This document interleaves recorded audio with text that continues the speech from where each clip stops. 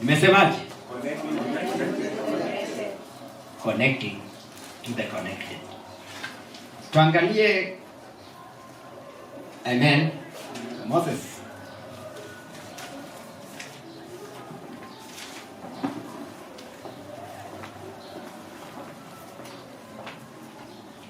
Okay, tuangalie katika kitabu cha First King. Wafalme wa kwanza.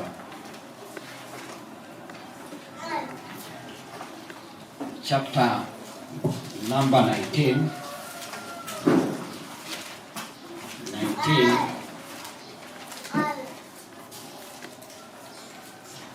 22. Chapter number 19 verse 19 to 22. Wafalme wa kwanza ama First King.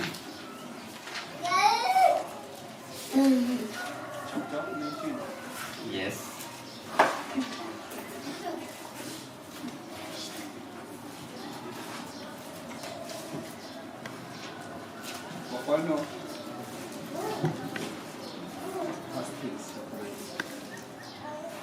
Wafalme wa kwanza, First King chapter 19 verse 19 to 22. Wafalme wa kwanza 19 mpaka 22 nasema, basi akaondoka huko akamkuta Elisha mwana wa Shafati aliyekuwa akilima, mwenye jozi za ng'ombe 12 mbele yake, na yeye mwenyewe alikuwa pamoja na zile la 12. Elia akapita karibu naye, akatupa vazi lake juu yake. 20. Naye akawaacha ng'ombe, akamfuata Elia mbio, akasema, nipe ruhusa na kuomba, nimbusu baba yangu na mama yangu, kisha mimi nitakufuata. Akamwambia, enenda urudi, ni nini niliyokutendea? 21. Akarudi akiacha kumfuata, akatoa lile jozi la ng'ombe, akawachinja, akatokosa nyama zao kwa ile miti ya ng'ombe, akawapa watu wakala. Kisha akainuka akamfuata Elia, akamhudumia. Thank you. Enda katika kitabu cha Ruth, the book of Ruth, chapter 1. Utanisomea, itakuwa haraka kidogo, usome from verse 6 to 19.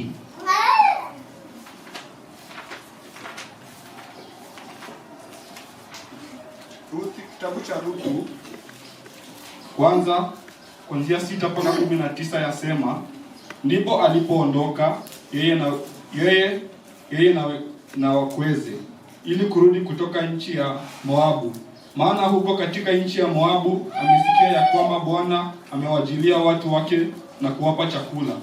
Basi akatoka pale alipokuwapo na wakweze wawili pamoja naye, wakashika njia ili kurudi mpaka nchi ya Yuda. Kisha Naomi akamwambia wakweze wawili, nendeni sasa mkarejee kila mmoja nyumbani kwa mamaye. Bwana na awatendee mema ninyi, kwa nyinyi mlivyowatendea mema hao waliofariki, na mimi pia. Bwana na awajie kuona raha kila mmoja nyumbani kwa mumewe. Kisha akawabusu, nao wakapaza sauti zao wakalia. 10. Wakamwambia, la sivyo, lakini tutarudi pamoja nawe kwa watu wako. Naye Naomi akasema, enyi wanangu, mrejee, kwani kufuatana na mimi? Je, mimi ninao watoto wa kiume tena tumboni mwangu, hata wawe waume zenu? Enyi wanangu, mrejee, nendeni zenyu, kwa kuwa mimi ni mzee, siwezi kupata mume tena. Kama ningesema natumaini, kama ningepata mume hata usiku huu na kuzaa watoto wa kiume, je, mngesubiri hata watakapokuwa watu wazima? Mngezijua msiwe na waume? La sivyo wanangu, waume ni vigumu. La sivyo wanangu, maana ni vigumu kwangu kuliko kwenu, kwa sababu mkono wa Bwana umetoka juu yangu. 14. Nao wakapaza sauti zao wakalia tena, na Opa akambusu mkwewe, lakini Ruthu akambatana naye akasema, tazama, shemeji yako amerejea kwa watu wake na kwa Mungu wake, basi urejee wewe umfuate shemeji yako. Naye Ruthu akasema, usinisihi nikuache, nirejee nisifuatane nawe. Maana wewe uendako nitakwenda, na wewe ukaapo nitakaa. Watu wako watakuwa watu wangu, na Mungu wako atakuwa Mungu wangu. Pale utakapokufa nitakufa nami, na papo hapo nitazikwa. Bwana anitendee vivyo na kuzidi, ila kufa na kututenga wewe nami. 18. Basi alipomwona kuwa amekaza nia yake kumfuata naye, aliacha kusema naye. Hivyo hao wakaendelea wote wawili hata walipofika Bethlehemu. Na ikawa walipofika Bethlehemu, mji wote ulitaharuki kwa habari zao. Nao wanawake wakasema, je, huyu ni Naomi? Amen. Twende katika kitabu cha Matendo ya Mitume.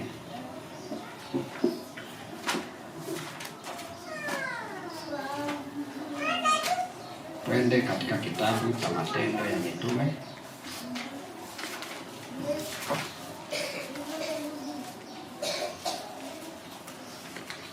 And chapter 16 from verse 1 to 3. Matendo ya Mitume 16 kuanzia mstari wa kwanza hadi wa 3 wasema, basi akafika Derbe na Listra, na hapo palikuwa na mwanafunzi mmoja jina lake Timotheo, mwanamke Myahudi aliyeamini, lakini babaye alikuwa Myunani. Mtu huyo alishuhudiwa vyema na ndugu waliokaa Listra na Ikonio.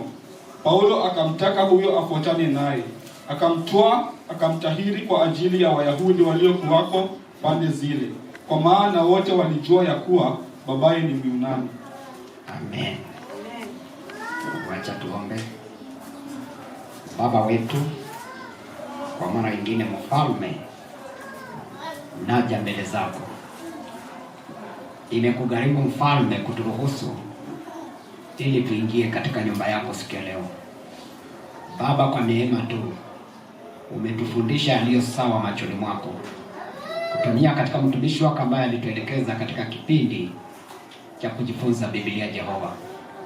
Asante Bwana kwa kila mmoja ambaye umemruhusu Baba, na mimi wakati umefika ambao umeniruhusu tena nimesimama katika haya madhabahu, kwa sababu Mungu wangu umekusudia nisimame. Wakati huu nataka kutoa wasia utokao kwangu, sio wa kwangu Bwana, bali ni pumzi ambayo itokao kwako, ambao inapuluziwa wanao. Baba, utupatie masikio ya kiundani, pia utupatie kuelewa kwa kiundani, ili tukapate kuwa sawa machoni mwako tunapoenda kusikia neno hili. Asante Mfalme, kwa sababu umetenda. Katika jina safi la Yesu Kristo ninakuomba. Amen. Okay, Bwana Yesu asifiwe. Amen. Tumesoma katika vitabu vitatu. Number 1, nimesoma katika kitabu cha First King.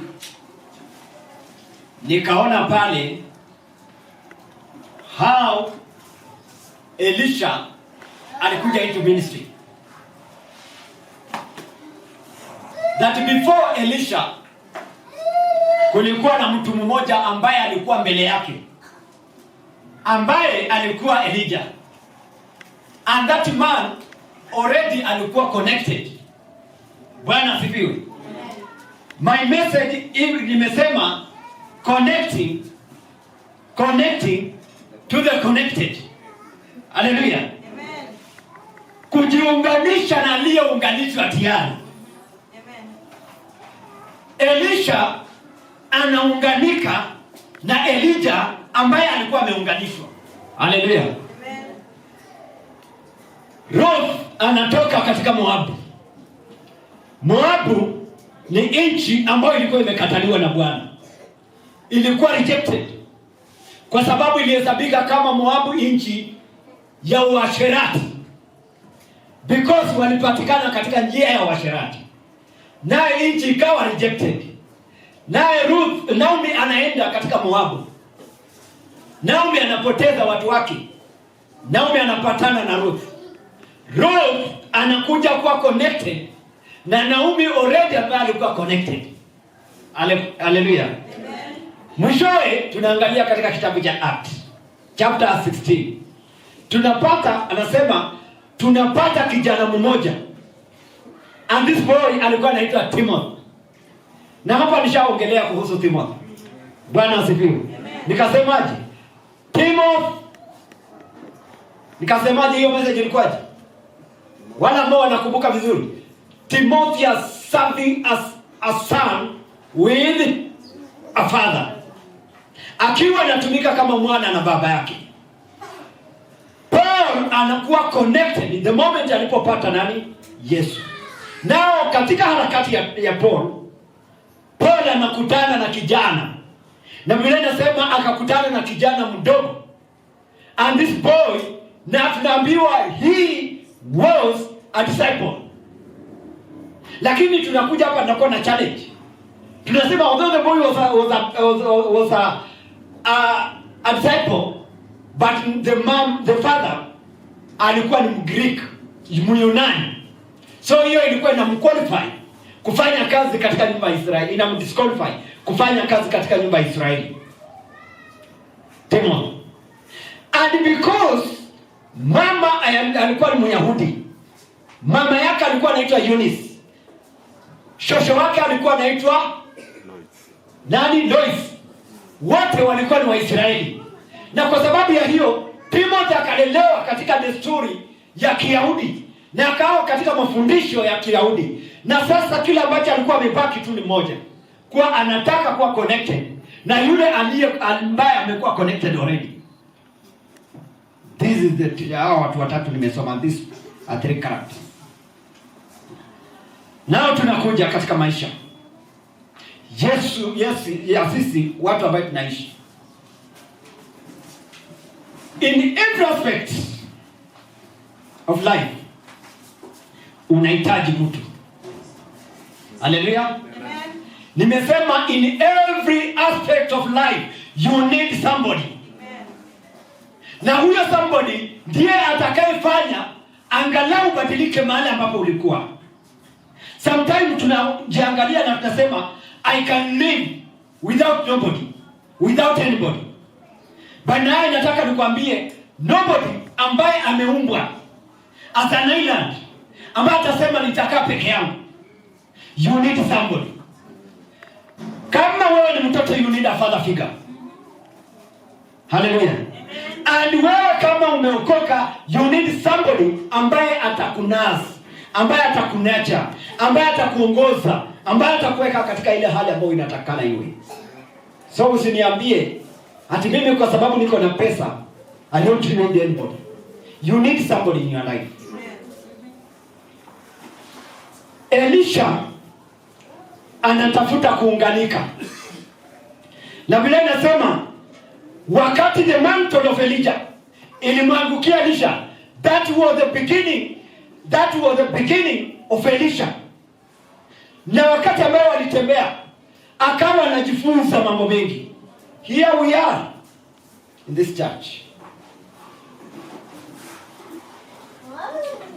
We are here in the church. Before you, kuna yule aliyekuwa ameunganishwa before wewe. Na huyu aliyeunganishwa before wewe unamhitaji katika maisha yako. Hata kama anakuhitaji, lakini unamhitaji zaidi. Of which unataka uangalie mienendo zake zote. And that's why kila wakati nasimama hapa nasema bishop anakuwa mkali. No, sio mkali. He just delivers the message from God. Anajaribu kutufundisha njia za Bwana. Vile tunafaa tufanye. Vile tunafaa tuishi katika maisha yetu.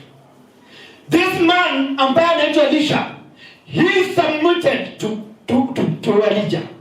Na akatembea na Elijah, na akafanya kila kitu ambayo Elijah alikuwa anastahili. Na wakati ambaye Elijah alikuwa anaenda, ukisoma Biblia inasema alipokuwa anaenda Elisha alimuuliza jambo. Elijah alimuuliza ungetaka nikufanyie nini? Elisha alisema nini? I want your double portion of your anointing. Nahitaji your double portion of your anointing. Na Elijah akamwambia umeuliza kikubwa zaidi. But hiyo ndio ilivyokuwa. You never know ni nani atakayeongoza kesho. I normally huwa naambia watoto wangu, don't despise this man. Mimi sikujiita. Upasta uko na gharama yake. Na ukiona mtu anaitwa pastor, kuna gharama amegharamika. Usije ukaamka asubuhi na ukasema I want to be pastor. Kuna gharama yake. Kuna mahali huyo mtu ametoka. Na kuna mahali ambapo Mungu amehusika katika maisha yake. Kuna watu ambao wamesoma, mbona Mungu hajahusika kuwa mapasta? So anytime unakuwa connected na aliyekuwa connected, unajiconnect na aliyekuwa connected, ambaye ako connected, you are standing on a better position. Kwa sababu kuna jambo fulani ambalo litakuja kutendeka katika maisha. So watoto ambaye tulio nao, follow our example. Wakati ambao tunasema watu wakuje saa 4, please, si mambo ya kujadiliana. Haleluya, amen. Bwana asifiwe, amen. Si mambo ya kujadiliana. Wakati na kusema kuja katika prayer meetings, si mambo ya kujadiliana. Amen. Wakati ambao tunasema fanya hivi, si mambo ya kujadiliana. We are just carrying the message of God na tunajaribu kuweka ndani yenu. Amen. That's why mimi niko hapa. I have surrendered everything. Amen. Ask my wife. Leo ameona nimeamka saa ngapi. And I was busy praying for you. Amen. I was busy preparing this message. I was busy conversing with my God. Ili Bwana anipatie the same message ambayo nitakuja kudeliver kwenu. Amen. I left her sleeping. There I was on my knees. There I was on my table preparing what I'm going to teach. Amen. Nani ambaye mnaipokea? Mnaipokeaje? That's the question about nafaa tujiulize wapendwa. Na ndio sababu iko na gharama yake. Elisha anakuja kupokea the double portion. Anakuja kufanya zile vitu ambao Elijah hakuwahi fanya. Kwa sababu alikuwa mtiifu, kwa sababu alikuwa mwaminifu, kwa sababu alikuwa mnyenyekevu na alikuwa obedient. So anybody who is obedient is going to be greater than his father. Do you know that? Yes. Even Yesu mwenyewe akasema, yale ambayo nimefanya, mtakuja kufanya makuu kuliko haya. Amen. Kifuni cha Yesu hakikuponya mtu. Lakini kifuni cha Adamu, cha Peter, kiliponya mtu. Kwa sababu Peter followed Christ, na alipomfuata na akaiga na akafanya na akakuja kufanya the greater thing more than Christ himself. Amen. So if you value, kama utanyenyekea, kama utakuwa na heshima, kama utatii, greater things are coming on your ways. Amen. And greater achievement is coming on your ways. Amen. Bwana Yesu asifiwe. Amen. Tumeangalia roho. Na nimewapatia historia kidogo ya Naomi. Huyu mwanamke anatoka Yerusalemu akiwa na watu watatu. Akiwa na bwana yake na vijana wake wawili. Anaenda Moabu. Huko anakuja anapatana na familia nyingine ambayo ilikuwa ni ya Ofri na Ruth. Hao watu wake wote wakafa kule katika nchi ya ugeni. Biblia inasema Naomi alipokuwa anataka kurudi, and that woman was so sorrowful. Akiwa anataka kurudi sasa, Biblia inatuambia kuwa akaita hawa wakwe zake na akawaambia, the time imefika, mnafaa mrudi kwa watu wenu. Number 1, warudi kwao. Number 2, waende waoleke tena. Hiyo ilikuwa ni mpango wa Naomi.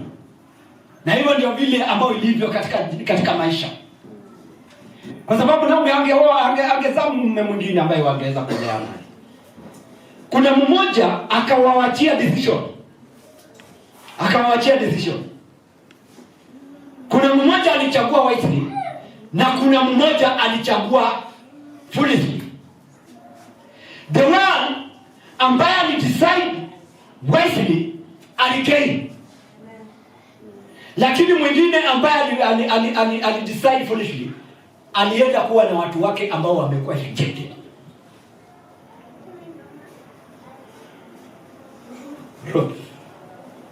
Anakuja kupatikana katika kitabu kitakatifu cha Bwana. Anakuja anapatikana katika nyumba ya Bwana kwa sababu ya uamuzi wake. Jina la Ruth lingali linasikika katika Wakristo leo hii. Hakuna Mkristo ambaye utasikia akiitwa Ofri. Lakini kuna Wakristo ambao wanaitwa Ruth. Na Ruth wako very bold kwa sababu anapatikana mwanamke wa kigeni, mwanamke Mmoabu, mwanamke ambaye alikuwa rejected, anakuja kupatikana katika familia ya Bwana. Why? Because of decision. Kila decision ambayo unachukua katika maisha iko na impact yake. Kila decision ambayo unachukua katika maisha iko na repercussion yake. Kila decision ambayo una decide iko na mambo yake ambayo yatafuatana nayo. So Ruth, uamuzi wake unamfanya anaingia katika kitabu kitakatifu. Na leo hii tunaweza soma kitabu cha Ruth. Decision ya Ruth inafanya generation ya Ruth inapatikana. Na Ruth alipoingia na Naomi, na walipoita Naomi akasema, from today don't call me Naomi, kwa sababu nilitoka hapa nikiwa nimejaa, nimerudi nikiwa tupu. Kuanzia leo mniite Mara, kwa sababu nimebeba machungu. Lakini kwa sababu ya uamuzi wa Ruth, Naomi anakuja kufurahia tena. Anacheka tena. Biblia inasema natumaini likaamka tena. Na Ruth akazaa mtoto ambaye anaitwa Obedi. Bwana asifiwe. Amen. Akazaa mtoto ambaye anaitwa akapata mtoto ambaye alikuwa anaitwa Obedi. Obedi akazaa Jese akazaa Daudi. Ufalme unatoka katika mwanamke ambaye alikataliwa, lakini kwa sababu ya uamuzi ameingia katika hiyo lineage. Amen. Hiyo ndio sasa nataka nikuje wapendwa. Uamuzi wako haidha inaweza ikakuingiza mahali pabaya ama ikufungulie milango zako. Vile utakavyonisaidia. In your life, ukipatana na mtu ambaye anaitwa spiritual father and is a father, nawe you are really father, na ukubali kukaa chini yake, hauta regret. Elisha hakuwahi regret. Hakuwahi hata siku moja. Katika huduma wa Paulo, tuna mtu ambaye alikuwa anatembea na Paulo ambaye alikuwa anaitwa Barnaba. Na wakati ambaye Barnaba alikuwa alirecruit the nephew ambaye alikuwa anaitwa John Mark, na wakaanza kutembea nao na wakafika into conflict, na Barnaba akakaidi maagizo ya baba ambaye alikuwa anatembea naye, na Mungu akasema separate me, Paul and Barnaba, na akawatenganisha. And because of that was the mwisho wa kupatikana kwa Barnaba, na Barnaba hakuwahi tena. Barnaba hakuwahi andikwa katika kitabu tena. Hapa alishia hapo. Lakini kuja uone Timothy. Angalia huyo kijana Timothy wakati alikubaliana na baba yake na akatembea. Timothy anaandikwa katika vitabu 13 za Injili ya Paulo. Anapatikana kila mahali anapatikana. Nani wanajua Injili 13? Vitabu vya Paulo 13 epistles. Barua. Mnajua? Anaanzia wapi? Unaanzia kitabu cha Roman. Wale ambao wanajua na mhesabu. Ukienda katika kitabu cha Acts, Timothy anapatikana pale. Jina lake linapatikana. Hapo ndio mahali alipatikana. Ukienda katika kitabu cha Roma unapata Timothy jina lake. Haleluya. Amen. Ukienda katika kitabu cha 1 and 2 Corinthians, Timothy anapatikana pale. Ukienda katika kitabu cha Galatians, Timothy anapatikana pale. Ukienda katika kitabu cha Ephesians, Timothy anapatikana pale. Ukienda katika kitabu cha Philippians, Timothy anapatikana pale. Ukienda katika kitabu cha 1 and 2 Thessalonians, utapata Timothy jina lake linahusika. Haleluya.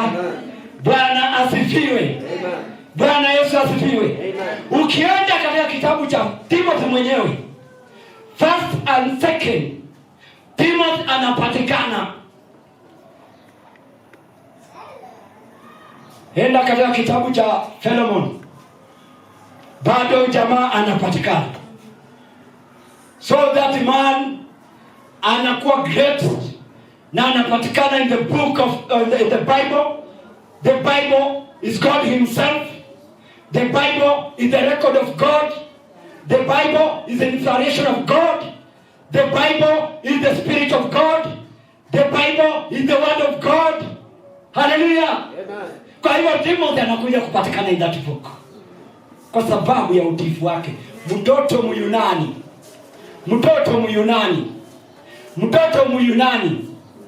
Ni nini ambayo itakuzuia wewe? Nimesoma hawa watu wawili. Ruth alikuwa ni mtoto wa Moabu, Timothy alikuwa ni mtoto wa Myunani. Lakini wanakuja kupatikana katika vitabu ambavyo ni pumzi ya Bwana mwenyewe. Ndio sababu anasema in the beginning was the Word and the Word was with God and the Word was God himself. So anybody ambaye anatii na kuheshimu na kuwa connected kwa yule aliyekuwa connected, already ako na possibility ya kuandikwa katika kitabu cha uzima. Kuna possibility.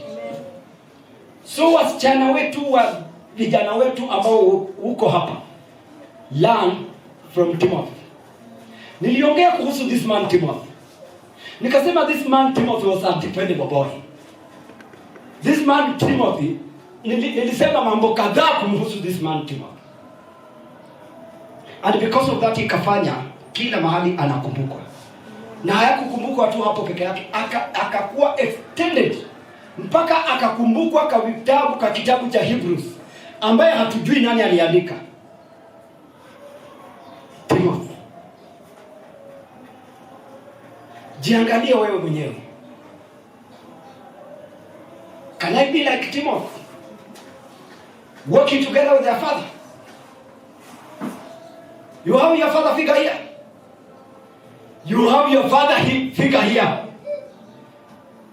Are you willing to be like Elisha? Are you willing to be like Ruth? Are you willing to be like Timothy? Hao ni watu ambao waliandika historia, na historia leo hii inapatikana kwa Biblia. Kwa sababu ya utiifu wako na kutaka kujiunganisha na mafuta yaliyo juu yako. Amen. Amen. Bwana asifiwe. Number 1, naenda kuangalia mambo matatu. Naenda kuangalia the focus. Naenda kuangalia the benefits. Then naenda kuangalia the attractions. Number 1, focus. Focus of connecting to the connected. Ni nini ambaye hawa jamaa walitazamia? Waliangalia nini? Tumeona hao, nimesoma kwa hao watu watatu. There are many. But only nilichukua hao watu watatu. Kwa nini? Hawa ndio walikuwa my focus people. Nimetoa katika kitabu cha Old Testament, nimekuja nikatoa katika kitabu cha New Testament. Na mkiangalia hao watu walikuwa so great. Even Paul himself hapatikani katika vitabu ambazo Timothy amepatikana. Kwa sababu Timothy alikuwa available always, Timothy alikuwa dependable always, Timothy alikuwa acceptable everywhere. na kwa sababu ya hiyo akapatikana katika ile vitabu. Number one focus ya watu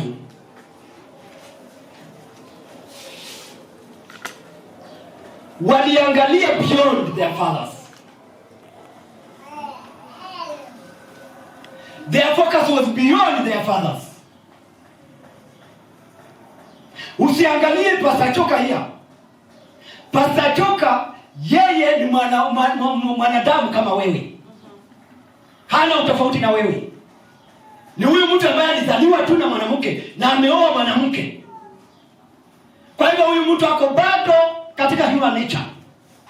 Lakini walipokuwa wanatembea nao, hawakuangalia hao watu. Walikuwa wanaangalia kama wamekuwa connected, aliye wa connect ni nani. So that wakaenda beyond. Go beyond Bishop Osolo. Upite, usiangalie yeye. Angalia zaidi ya mtu ambaye ako ndani yake. So every time unaponitazama, don't look me vile unavyoangalia mimi. Ninaweza kuwa vile nilivyo, but what I'm carrying so heavy. Do you know that? Of course, I'm carrying vitu ambavyo viko very heavy. Ninabeba baraka zako wewe, na ninabeba pia laana. Na mimi ninaweza nikakuconnect beyond vile nilivyo. Na pia huwa naambia hawa vijana wangu, don't look at me na uige mimi. Nitakuwa nimekosa faida yangu ya kukuleta duniani. Moses, you have to work out more than your father. Don't imitate your father. Of course imitate him, but go beyond your father. Huyu baba yake anadepend kwako. Na ndio unaona Paul alidepend kwa Timothy. So every time, go beyond your father. Try to go beyond your father. Amen. Hati baba yangu alikuwa anakaa maisha hii, na mimi nataka nikae. Baba atakuwa amekosa. Wewe ukiwa unaweka pesa kwa biashara, si wewe unaiweka upate biashara, upate faida? Ndio. Na si baba aliinvest kwa wiki jana? Ndio. Na kama baba anainvest kwa wiki jana, wewe, haleluya. Bwana asifiwe. Moses, strive to be better than your father. Kama baba yako ni bishop, si wewe archbishop? Haleluya. Bwana Yesu asifiwe. Jaribu uwe zaidi. Hapo your father atakuwa very proud. Atakuwa anakuangalia na anasema yes my God. Kweli yale ambayo ulisema, the promises imekuja. Lakini wakati ambayo umezaa mtoto, hebu niambie, alafu mtoto anarudi kwa burden kwako, utafili namna gani? Ndugu yangu mpito, wewe utafiliaje? Ati nilizaa, nikasomesha, nikampeleka mpaka university, amefika, amerudi kuwa my burden. Si sawa. So please, msijaribu kuwa our burden. Muwe our profit. Yes. Amen. Amen. Amen. Nimesema tusije. Unajua kuna watu ambao wamekuwa burden kwa mapasa kanisa. Mimi nitaka nione rehema, nione yeye ni my prophet. Si yeye kuwa burden yangu. Pastor niombe, pastor niombe, pastor fanya hivi, pastor fanya hivi, na hakuna kitu napata kwake. Unajua nitasisimuka pia nikiwa naomba, nikiwa najua huyu mtu ako responsible. Yes. Hallelujah. Bwana asifiwe. Ya, nikiona uko responsible, na mimi nitajitolea, na mimi pia nitahusika. Sababu ninajua kuna faida ndani yangu ambao naleta katika maisha yangu. Tunakuja tarehe 11 next week. Wewe inakuja. Hallelujah. Bwana asifiwe. Hapo ndio itadetermine ni nani ambaye wanaona beyond sisi. Hapo ndio itadetermine nijue wao watu wanatuangaliaje, wanatuonaje. Kama wanatuona zaidi ya vile wanatuona, watatuvalue zaidi. Na ukitaka kujua mtu ambaye anakupenda, unamvalue na kile kitu anakufanyia. Mesikia pastor amesifu hapa Morin. Morin, barikiwa sana. Unajua hakuna kitu kizuri Ukiwa nasikia mtu anaitwa hapa na anaongelewa mazuri, wewe mbingu yako more, nasema mbingu yako haitakuwekea mpaka. Huko mpaka hazipo kwa maisha yako. Na hizi prophecy ambayo unasimama kwa madhabahu nikiwa natangaza, amen, your heaven haitakuwekea mpaka. Amen. Kwa sababu ya yale mambo ambayo tunaona. Amen. So tunaweza kuona the really profit ambayo tunapata. Sasa unataka kuniambia kiniamsha usiku saa 8 sinitaamka?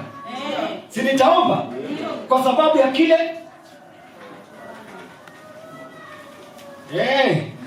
unajua wakati mwingine ukweli unatuuma, lakini ndio ukweli tu wa mama. Ndio ukweli wa mama.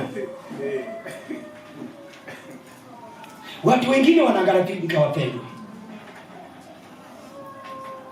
Na mimi nafurahia. So wewe enda beyond mimi. Wacha kuniangalia. Unasikia kijana? Enda beyond mimi. Kama ninavaa vizuri, vaa vizuri zaidi yako. Nikiwa naishi mahali ambapo naishi, strive kuishi zaidi ya mahali naishi. Na kama ninahubiri, strive kuhubiri kuliko vile nahubiri. Na hiyo ndio the trend ya maisha. Hallelujah.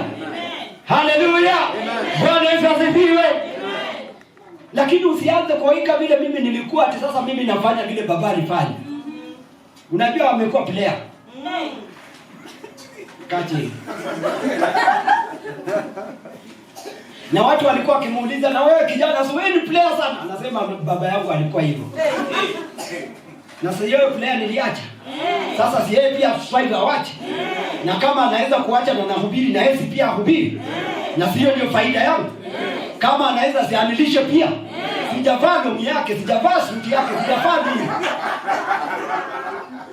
So inamaanisha sijapata faida. Amen. Nishawahi baki hapa. Hapana. Baba unajua.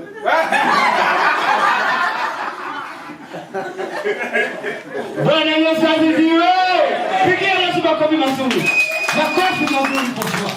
Sasa nataka watu kama hao next Sunday. Itakuwa nitakuja hapa vizuri. Na vile nawaambia normally huwa tunasimama vizuri. Kwa sababu we want to receive. Amen. Tunataka ku receive. My bishop anasimama on my right. Na mimi nasimama on his right, on his left. And we prepare to receive. Tunataka watu ambao wanataka kuwa connected to the connected one. Alafu umfanye hivyo. Na ainue mkono wake. Ukatae kubarikiwa. Utabarikiwa. Amen. You look beyond that man. Amen. Timothy aliangalia Paul beyond Paul. Ruth aliangalia Naomi beyond Naomi. Elisha aliangalia Elijah beyond Elijah. Wewe niangalie mimi beyond Achoka. Angalia Bishop Osono beyond Bishop. Amen. Na kila Bishop anafanya, wewe fanya zaidi. Amen. Si wakati ambao tutakuwa tunakuja hapa nawaambia haya ati mkuje saa 4. Kuja saa 4. Nasitaki kusema ilikuwa. In fact, it was paid na niliambia my elder here. He knows. Nilimwambia hii kitu ya kusimamanga hapa nyakati zile nilifanya. Sitaki kusikia hiyo. Unataka ufanye beyond vile ulikuwa unafanya. Amen. Hiyo ndio tuna expect. Not nilikuwa. Hiyo ilikuwa ni history. Ukisema nilikuwa inamaanisha uli backslide. Umekuwa dried up. Amen. Amen. Number 2.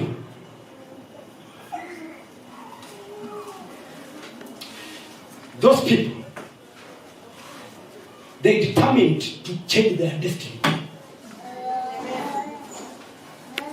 Ndio sababu hiyo ndio ilikuwa their focus.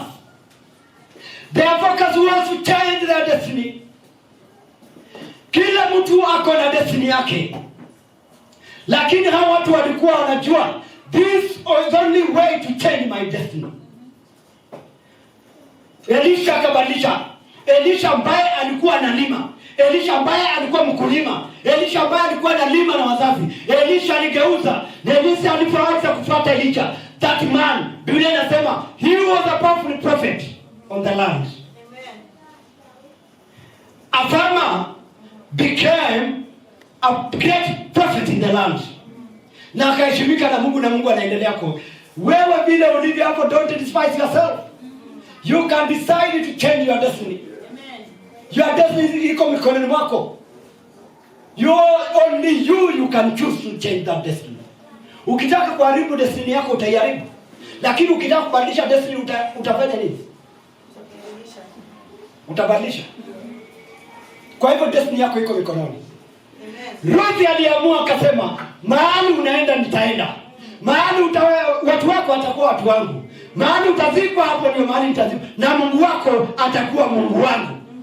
And because of that, Naomi anakwama. Lakini Ruth anasikika. Ruth anabadilisha destiny yake from rejection to suinua sauti ndio isikike.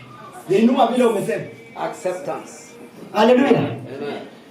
Mtu ambaye alikuwa amekataliwa, ambaye hangeweza kuingia katika familia ya Bwana, that woman anakuja kwa the great one. Amen. Na ndio sababu leo hii watu ambao wako na ujasiri wa kuitwa Ruth. Ruth ilikuwa ni jina la Wamoabu. Jina la Wamoabu. Moabu hawangeweza kutajwa in Israeli.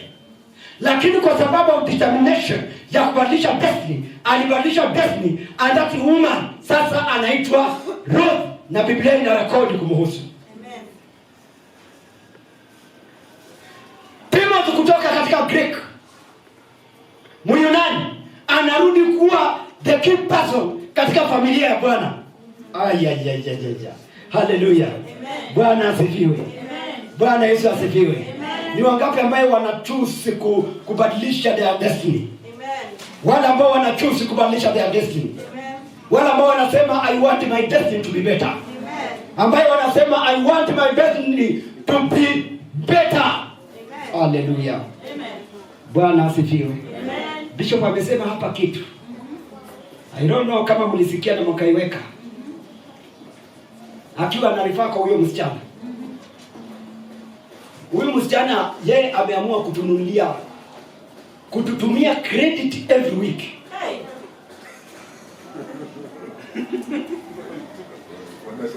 Mnashaka? Huyu msichana mwenye mnaona. Ndio huyo. Every week napokeanga credit. Amen. In fact kuna siku alinitumia ya 500. Amen.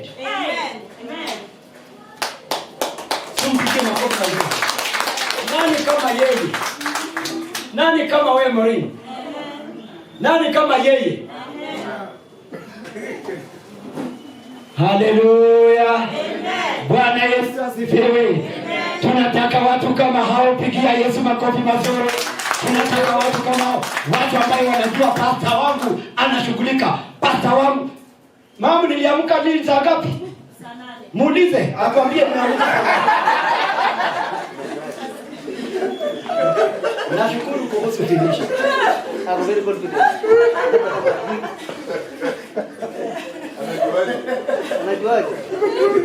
Unajua finisha anakuanga always mbele. Anakuanga in spirit. Mpigie finisha makofi. Unajua last Sunday tulikosa simuliona tulikosa hiyo sauti. Barikiwa sana msichana wangu. Amen. Wakati ambao ninaamka hiyo, wakati ninatayarisha, ninaomba, sinaombea rehema, naombea finisha, ninaombea Maureen, ninaombea beauty, ninaombea na wewe. Sasa wakati ambao umeamka na unafikiria nini kuhusu pastor? Ndio Maureen ana decide, anasema every week anatutumia credit. Amen. Na wewe nitakubariki tu, nitaendelea kusema maneno mazuri kwa maisha yako. Amen. You are a special guy. Sure, man. Yes. Mungu aendelee kukubariki. Amen. Bwana Yesu asifiwe. Amen. Hallelujah. Amen. So they were determined to change their destiny. Number 3.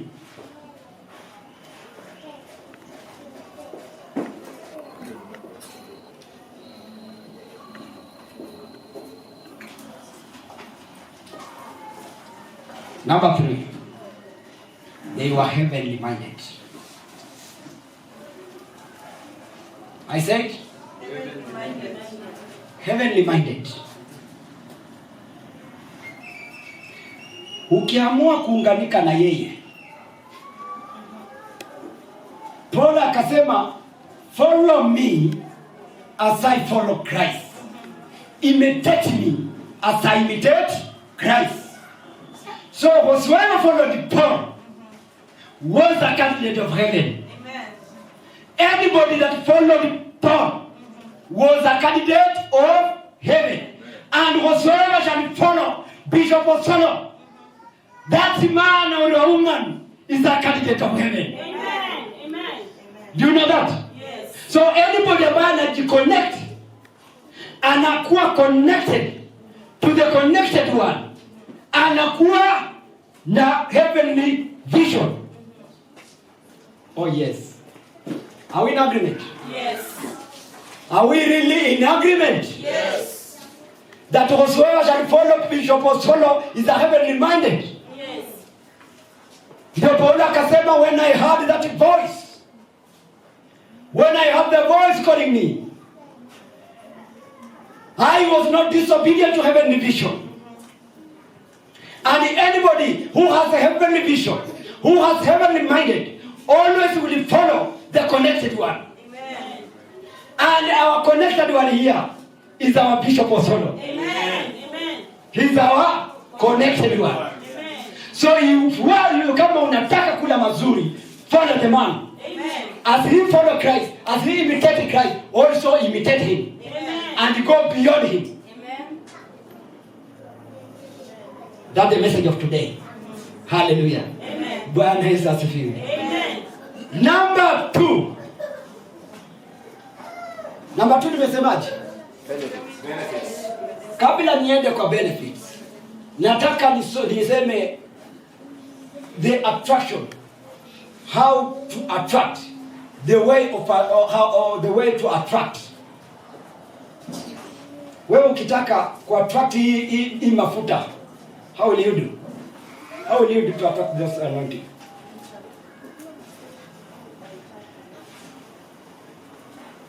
Elisha,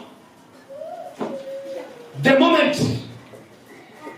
Elijah was taken, when he was going up,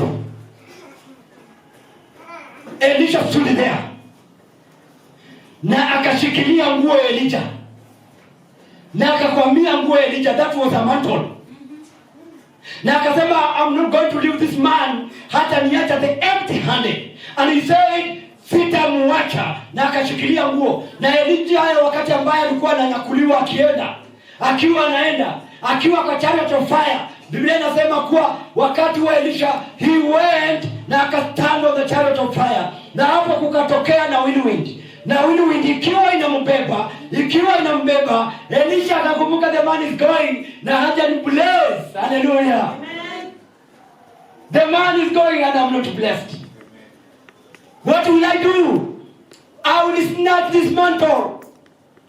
I will stand with him, with it. Na akakwamia. Na Elijah wakati alikuwa anaenda, Elisha akabaki. Na Biblia inatuambia hivi. Hallelujah.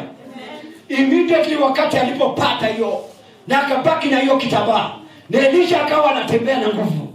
Na Elisha akiwa anaenda, Biblia inasema that man alikuwa kipara. Hallelujah. Alikuwa wa nini? Kipara. Unajua wakati ule alikuwa anafanya na Elijah hakuwa anasikika.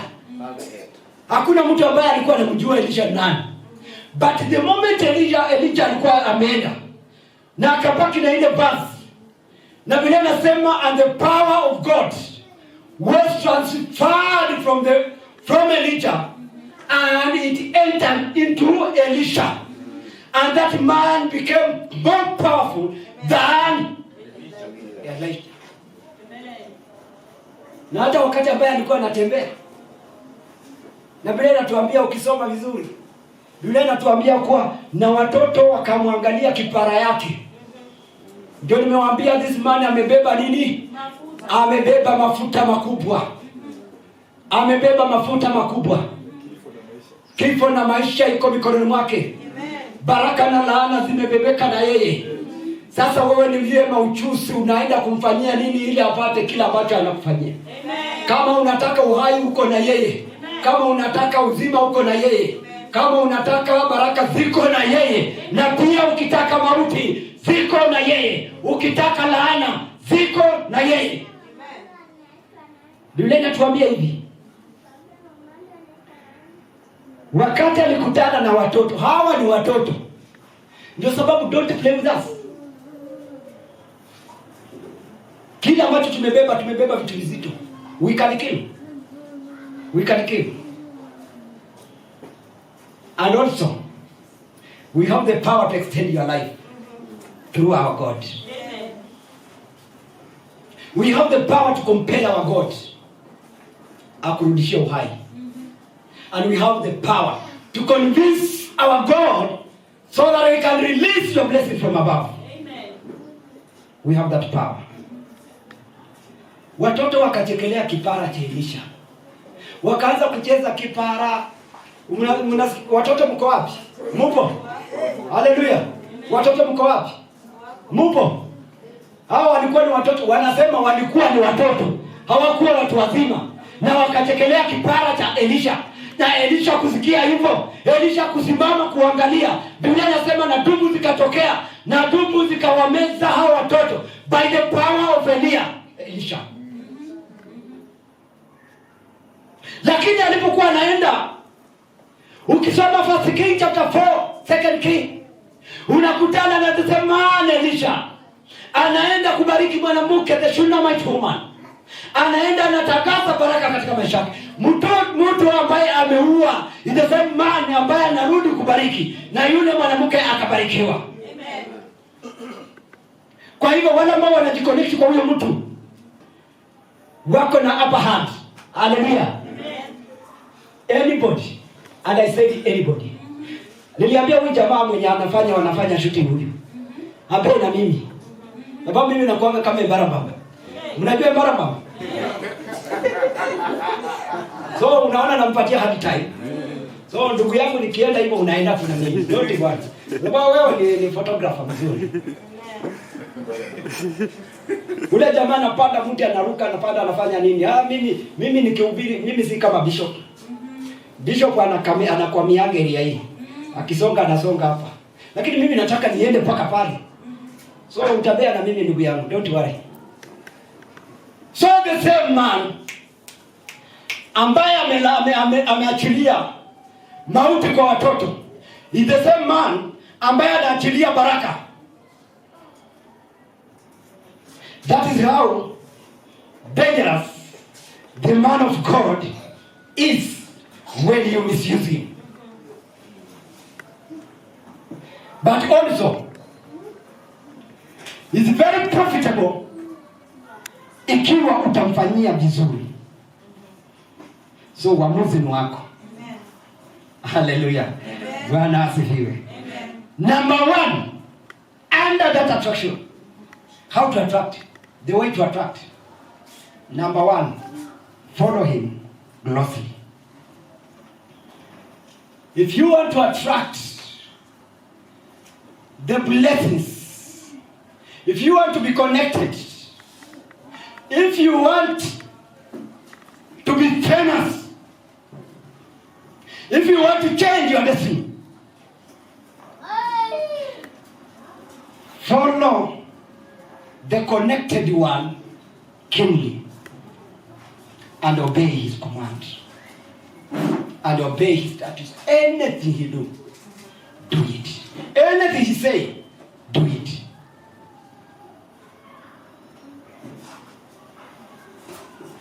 Are we in agreement? Yes. Elisha followed Elijah.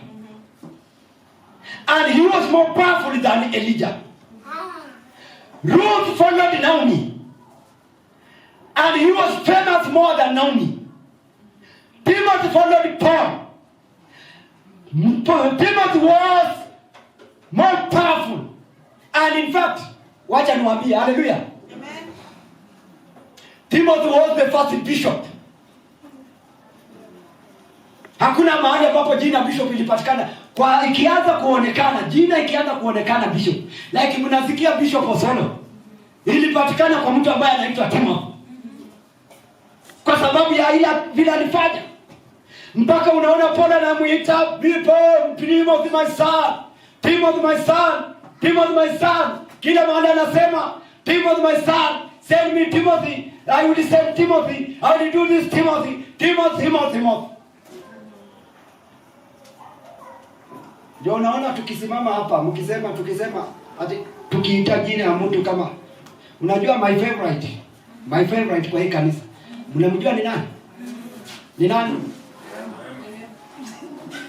Rehema is my favorite. So ukisikia ninaita Rehema. Usiseme pastor anapendelea, ninawapenda nyote. Bali katika watoto pia kuna yule favorite. Haleluya, Bwana asifiwe. Haleluya. So Paul anataja Timothy katika hao kulikuwa na Philemon, kulikuwa na Titus, kulikuwa na nani, wote walikuwemo, lakini bado mtu mmoja ambaye anatajwa Timothy because Timothy decided to follow Paul closely. So unajua bishop huwa anataja elder kila saa. Anataja elder kila saa. Mbona hataji deacon wetu huyu? Unafikiria anachukia deacon? Hapana. Anapenda deacon sana. Lakini anatajaga nani? Elder. Kwa sababu number 1 elder is confident. Elder is trustworthy. Elder is everything in his life. So every father, hata mkiwa watoto 10 kuna favorite. Amen. Kulingana na nini? Matendo. Amen. Amen. Bwana Yesu asifiwe. So follow him as we follow Christ. Amen. And that's why we are here. Kwa hivyo chochote anakuambia fanya, chochote anakuambia fanya, chochote anakuambia fanya, chochote anakuambia fanya. Number 2, they valued those people. They valued those people. I cannot be your father if I told you not to value me. Yamesema don't call me your father if I told you don't value me. Wewe unaniita baba na nikikwambia kitu fanye. Alafu nakuja hapa dadi iende huko. Kama huwezi kufanya vile ambao nakwambia ufanye, why are you calling me daddy? I cannot touch you kama wewe hauko obedient at all. I told you. Wakati mwingine nakuwa mzuri sana na wakati mwingine I am so hard with my children. Even wanaweza wakakwambia so hard. So hard. So anybody ambaye anamuita dad, he must value him. Na yule ambao unamvalue, you are ready to do anything ambaye anakuambia. Kama sisi tuna value our bishop, kama sisi tuna value Pastor Choka in this house, then Pastor Choka anasema saa 4 ndio tunaingia kanisani. You have to value that man. Na useme I have to obey the command. I have to obey the rules. Na utakuwa unakuwa hapa saa 4 kwa sababu unampenda. Amen. Amen. Amen. Amen. You have to value them. Elisha valued Elijah. Ruth valued Naomi. Timothy valued Paul. And that's the trend. Na hiyo imekuja hao watu wanaambiwa hao ni watu wa nje, si watu ambao ni wa Mungu. Are we not the people of God? Are men of God? You are. Are we? You are. Na nani ambaye wanatuvalue sisi hapa? Sisi. Ni nani kwanza? Wewe umesema sisi, wewe ni wewe, sema wewe. Wacha kusema sisi. Kuna wale ambao hawatupendi hapa. Kuna wale ambao hatubali hapa. They are here. Wanakuja hapa kwa sababu fulani amekuja. But they don't value us. Kama unatubali will pay tithe here. Kama unatubali utafanya nini? Mimi nawaambia, mimi nilisema hizi suti zenye mnaniona sijawahi nunua suti. Amen. Na watu wa nje wengine ndio wananunulia suti. Nani hapa kwa hii kanisa ambaye amenunulia bishop suti? Ama mimi? Haleluya. Amen. Unajua ukweli sasa unafanya wanaangalia chini. Hadi hawa ndio watoto wetu. Mwenye alinunua hii suti ya blue, niliwaambia alienda akanipeleka Sir Henry kama jina lao. Na akanipeleka kwa hiyo duka na akanunua hiyo suti 25,000. Na wakati ambaye nilitoka pale, unaona vile nimekaa? Only tofauti ni viatu. Alivaa hii shati. Aka kitu umeona hapa kanafanana na hii. Akavaa hii half coat, akanunua hii. Ni vile nimekaa hivyo kwa sababu somebody alinivalue. Hallelujah. Somebody alifanya nini? Alinivalue. Amen. Na nini je?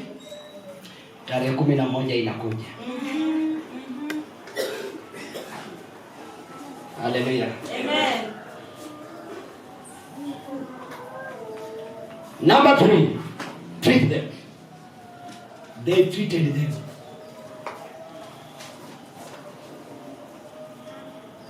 Those people, kando na kuwafuata, kando na kuwavalue, also they were good kuwatreat. The Shunammite woman, Biblia inasema the moment he treated Elisha, and the moment he valued Elisha, he treated Elisha, and that ikafanya triggered Elisha to release the blessing to her. Every time unanitreat, every time unatreat our bishop, inamfanya anainua mkono wake na unajua mimi kwa hii kanisa, nashukuru wapendwa kwa hii kanisa. This man Absalom, where are you? Unajua huyu jamaa, wala ambao wanajua every jioni anakujanga kunitafuta kunipeleka kunywa chai. Kwa hivyo hiyo ndio ministry yake.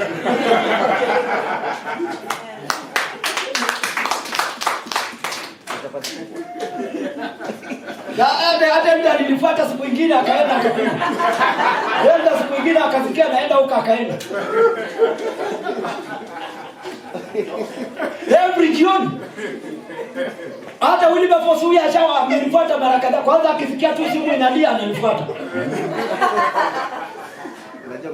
Wanajua kuna kitu. Na akienda pale nimeandikiwa chapati kubwa na chai. Hiyo sasa imekuwa ni ministry. Unajua ministry ni tofauti. Haleluya. Ministry ni nini? Ni tofauti. Unaanza kumwona amekaa amenyamaza na anajua kile anafanya. Extend to our bishop. Haleluya. Bwana asifiwe. Bwana Yesu asifiwe. Na kila wakati huwa naamka na naambia Baba wakati ambaye nimeshakunywa nikishiba. Unajua prophet kwanza atakula shibe. Na akishashiba sasa tumbo imekuwa vizuri. Hapo ndio mahali atatapika maneno yake. Haleluya. Bwana asifiwe. Wakati jamani kula kuku jana, samaki alikula kashiba. Haleluya. Na jambazi alitapika maneno. Na ndio yeye ameita msichana amesema ubarikiwe. Ameita kila mtu. Hapana. Ameambia haleluya. Hajaombea kila mtu. Amemwombea specifically kwa sababu jana unajua hii tumbo hii tumbo ilifanya Isaac akabariki Jacob. Hata kama Jacob alikuwa anaenda tumbo. Ukitaka kubarikiwa muangalie tumbo zetu. Hii tumbo yangu imeingia ndani, nataka ianze kutoka. Nina itatokaje msiponilisha hivi? Bwana Yesu asifiwe. Haleluya. Exactly. So the moment ambayo unafanya kila kitu ambayo umefanya, hapo ndio maana nitatapika. Nikianza kutapika, baraka zinamiminika kwa maisha yako. Na huwa naambia usiangalie baraka za saa hii, usiangalie za next year. Zile baraka ambazo zinatamuka, rehema, inaweza kuwa unafikiria ni wewe na sio wewe. Na hiyo baraka inaweza kuja kwa mjukuu wako na utafurahia. Mungu atakuhifadhi mpaka wakati ambayo mjukuu, hebu sikia, mjukuu wako sasa hivi amepanda, amekuwa uhuru. Hata wewe unakula tu vizuri. Namba 1 umepewa na juzi nilikuwa naangalia huyu ambaye anaitwa Samia Suluhu. Huyu mama kwa sababu tu ya kuinuliwa vile ameinuliwa. Yaani walio karibu naye wote wameinuliwa. Mume wake ameinuliwa. Unajua ni mke wa 3. Wake wenza pia wameinuliwa. Mama yake ameinuliwa. Nani yake ameinuliwa. Ndugu zake wanainuliwa. So wakati unabarikiwa na the 30. Amen. So number 1 nimesemaje vile ukitaka ku attract? Follow him closely. Number 2, value that man. Number 3,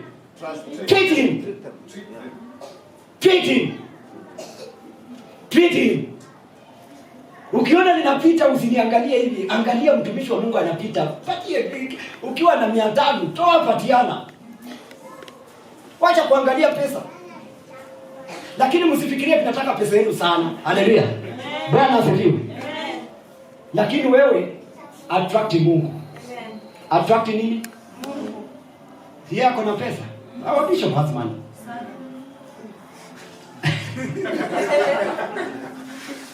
Am I poor? No. Yeah? No. Niliwaambia vile nilipata, si niliwaambia nikawaonyesha vile ile kitu ilipatikana. Ile inasimamanga wakati mwingine. Ilipatikana kwa nini? Kuna mtu alinivalue. Namba 1 akakuja kwa nyumba akanunua dining table. Na akasema this dining table nataka unibariki. Na nikaangalia yeye nikasema this is not my sister. Ameniona beyond the brother. And because of that, na kando na ile dining ambayo alinunua akaiweka pale, akaongezea shilingi 2,000 juu. Amen. Kwa nini nisitapike? Niliita mbingu. Na nikamwambia mbingu, kuanzia leo ongea on the behalf of her. Amen. Na mbingu ikaongea kwa maisha yake. Amen. Alipopata gari akasema hii gari napelekea ndugu yangu. Amen. Amen. Si wengi wenu mmeenjoy? Hiyo gari si mmeenjoy? Wale walienda nyumbani si mnaenjoy? Wale ambao mnajujua si mnaenjoy? Sana. Kama mtu angebariki wewe ungeenjoy? Hapana. So I'm not poor. Usipo ni treat, Mungu atatuma kunguru atanitreat. Usipo nilisha, Mungu atatuma kunguru atanilisha. Usipo ninulia suit, Mungu anatuma kunguru inakuja kununulia suit. Hallelujah. So kwa nini watu wengine wabarikiwe nje kule na nyinyi hamwezi barikiwa? Here we are. Lastly, the benefits. Kuna faida. Kuna faida. Nyinyi vile mnajiangalia kuna faida yote ambayo unaweza pata. Ha? Yes. Unayo. Number 1 faida. Assurance of your decent destiny. Nimesemaje? Assurance of your destiny, of your decent destiny. Wewe ukiwa unatembea closely, ukiwa umejiattach na the connected one, you have that assure that your destiny is going to be decent one. Na hivyo ndio ilivyo. Amen. Number 2. Your name itakuwa established. Your name is going to be established. And your generation itakuwa established. So you choose. Niliwaambia wale watu ambao walikuwa wanafanya kazi kwa madhabahu ya Bwana, watoto wao walibarikiwa. Amen. Na nyinyi ambaye mna watoto ambaye mmekuwa connected na watumishi wa Mungu, mko na surety kuwa mtabarikiwa, majina zenu zitasikika, majina zenu zitaonekana, majina zetu zitadumu. Amen. Na ndio Wafula alipokuwa anaandika kwa kitabu chake akasema jina la mtu mwema litadumu kuliko mwenye hilo jina. Amen. Wewe kama ni mtu mwema, your name itazidi kuishi hata kama wewe hautakuweko, bado jina lako litaendelea kusifika. Amen. Hilo ndio jina la mtu mwema. Amen. Naye uzao wake utajulikana. Uzao wake utajulikana. Amen. So you choose. Number 3.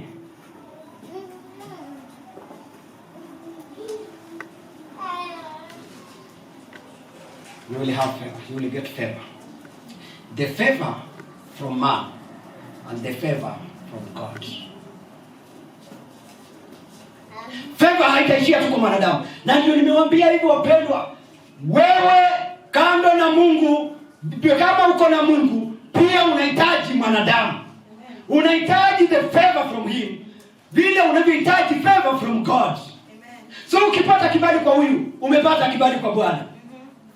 Kama wewe ni mtu mzuri, the benefit ambao utapata the favor from man, and also you will get the favor from God. Now imagine ukipata favor from God, how will you be? How will you be? How will you be? Be decent. Be available. Be a good follower. Treat us well. Value us well. Be obedient. I am your father. He is your father. And you will see the benefits of God. Amen. Let us rise up.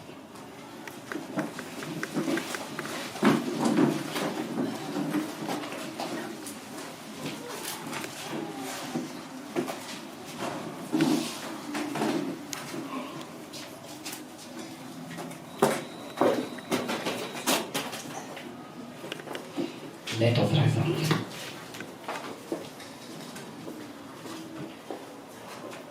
Inua mikono zako mbele za Bwana.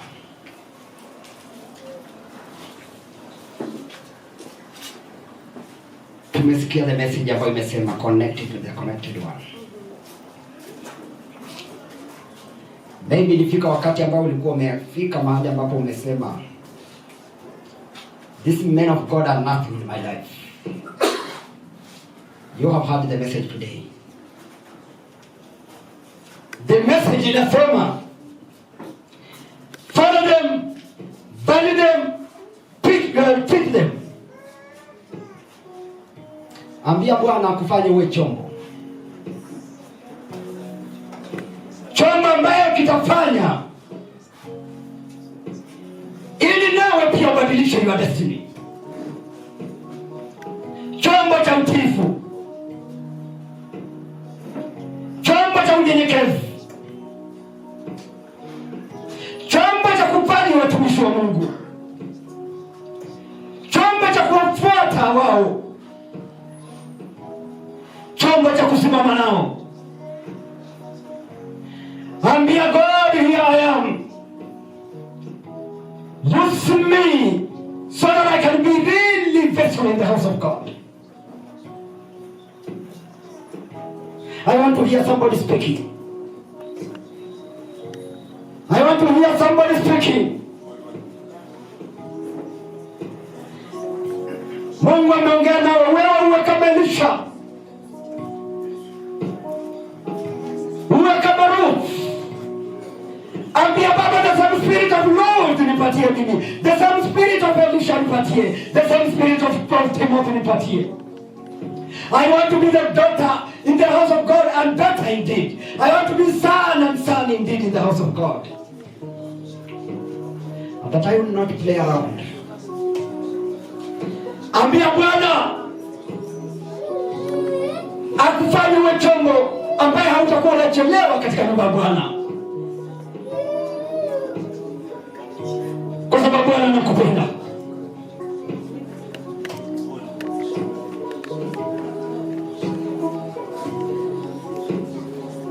Speak unto the Lord. Call unto the Lord. Call him.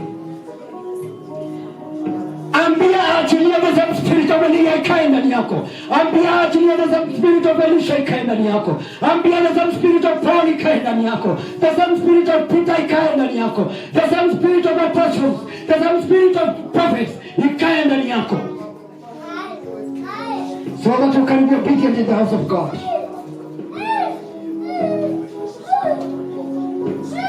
It is very disgusting, very anointing. Every time wakati ambayo watumishi wa Mungu wanakuja hapa wanalalamika kwa ajili yako, wakati ambayo mioyo zao zinakuwa migumu kwa ajili yako,